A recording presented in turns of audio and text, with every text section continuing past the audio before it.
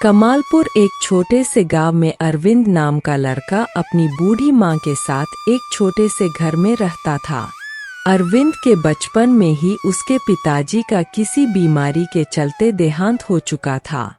पिता के गुजर जाने के बाद उसकी मां ने दूसरों के घरों में काम करके अरविंद का पालन पोषण किया था।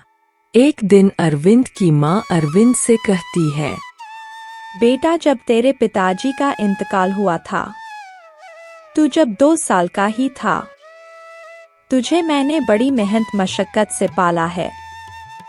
अब तुझे ही घर का सारा काम संभालना होगा, तू कुछ काम देख ले। माँ, मैं पढ़ा लिखा भी तो नहीं हूँ। मुझे मजदूरी के अलावा कोई और काम नहीं मिलेगा।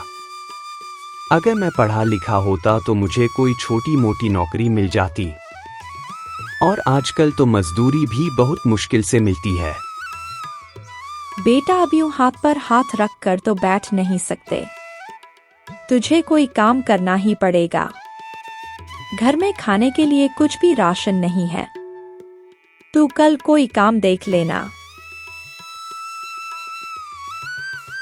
अगले ही दिन अरविंद मजदूरों के एक ठिकाने पर जाता है जहां लोग मजदूरों को बुलाने आते थे।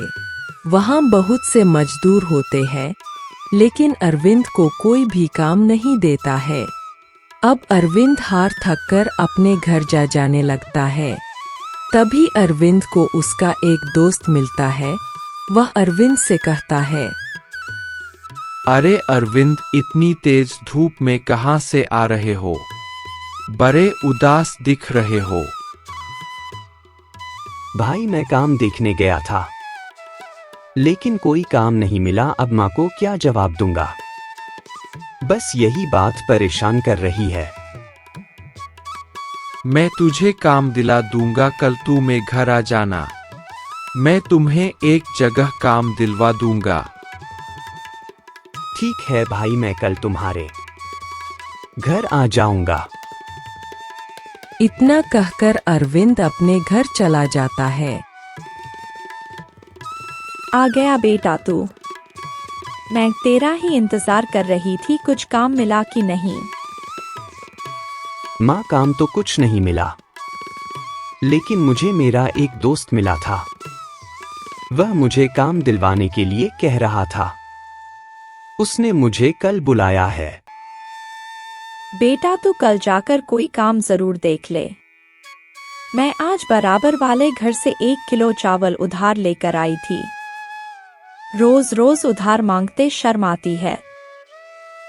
तुम ठीक कह रही हो माँ, मैं कल जाकर कोई काम जरूर ढूंढ लूंगा।